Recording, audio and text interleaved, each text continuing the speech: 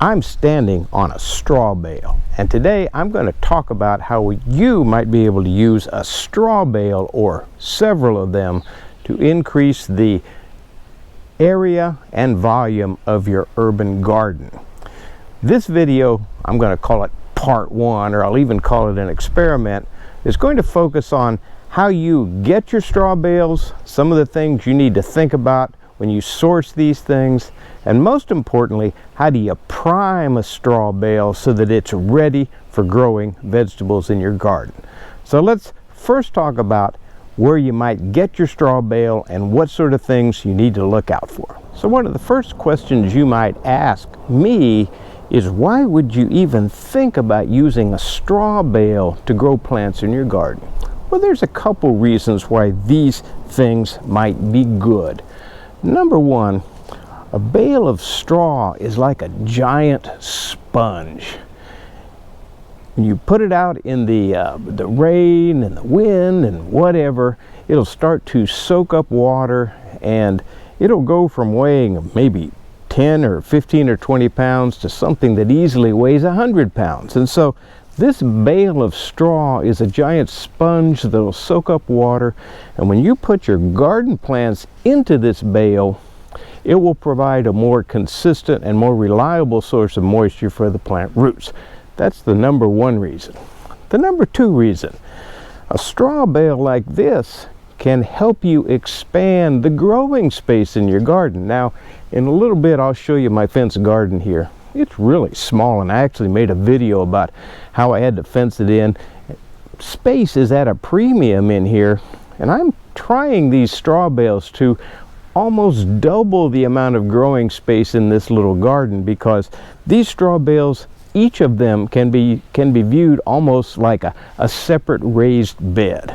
And finally, number three, if you prime these straw bales and you get the microbial activity going, as the straw slowly breaks down, it will provide a fairly reliable and consistent source of nutrients for your garden.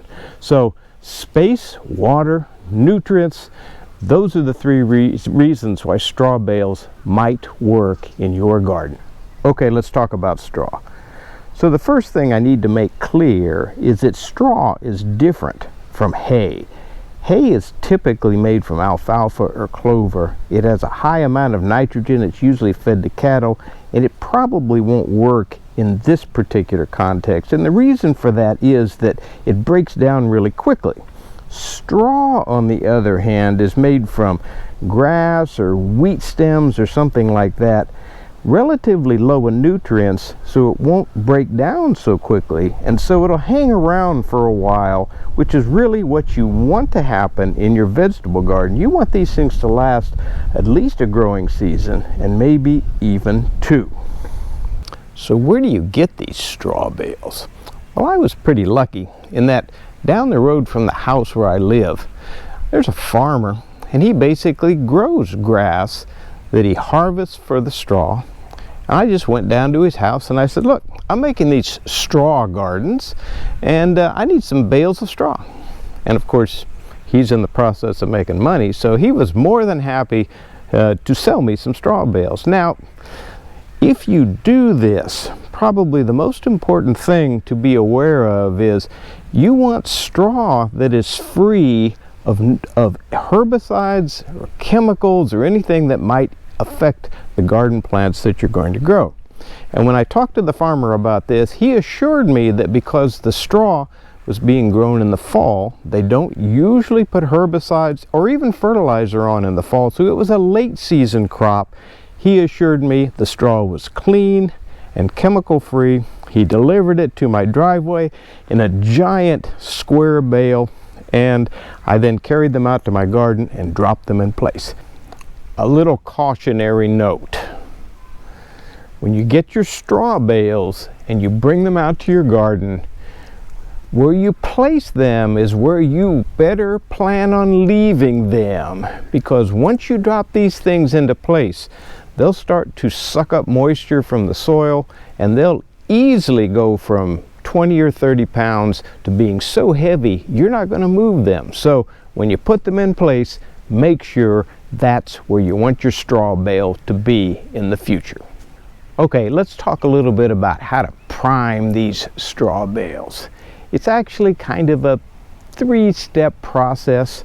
First thing I did was I took a bulb planter like this, and I simply cut myself a deep hole right in the middle of all of these straw bales. And you may have to use a knife, you may have to dig a little bit. Well, what you really want to do is you want to create a space where you're going to put your plants in once these straw bales are primed.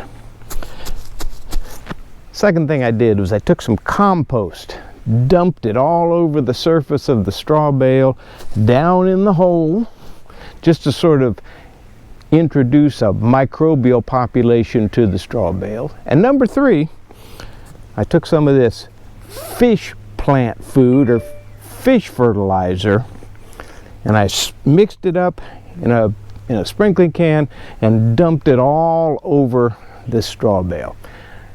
I used the fish fertilizer probably 2 or 3 times and basically just let those things sit out there all winter. This straw bale has not been primed, and as you can see, there's not much happening other than the fact that it sucked up a lot of water that weighs a whole bunch. You can see some mushrooms actually growing out of this straw bale, but by and large, not many plants. However, now let's go look at the straw bales that I primed. All right, just so you can tell what's going on here, I basically took these straw bales and laid them on the ground all around the outer edge of my fenced garden. And so I've greatly expanded the usable growing space if these straw bales actually work. And I think it's going to work because let's look carefully at what's already happening. So here's one here. You can see the compost that I sort of spread on the surface, and look at all the grasses starting to grow out of these things already. Grasses here, grasses here. There's literally a prairie growing out of these straw bales. So I'm encouraged that they're going to work as far as growing plants are concerned. So some other cool things started happening in these straw bales. Look at these mushrooms growing out of these straw bales. So what that tells me is that I've got a good microbial population going in these straw bales. And it's not just 1 or 2 species. There's inky caps. There's all kinds of different mushrooms growing out of these straw bales. Now some of you might be looking at these straw bales that have been primed and have been sitting over the winter, and you may say, oh, what a mess. How are you possibly going to plant anything in those straw bales with all that grass and stuff growing in there?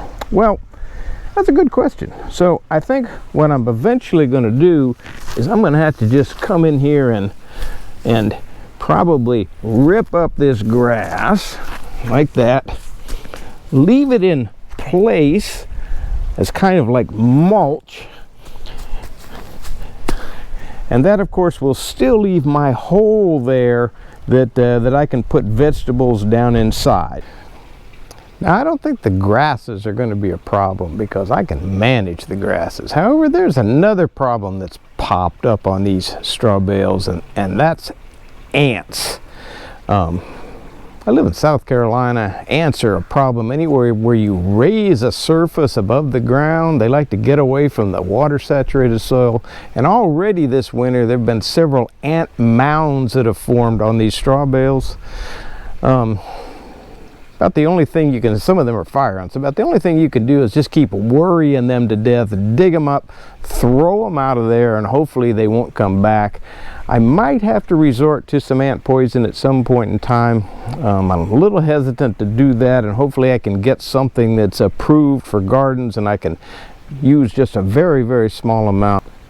But indeed, these straw bales attract ants and they build mounds on top of them, so that's a problem that you're going to have to deal with. All right, so that's pretty much the end of part 1 on gardening with straw bales.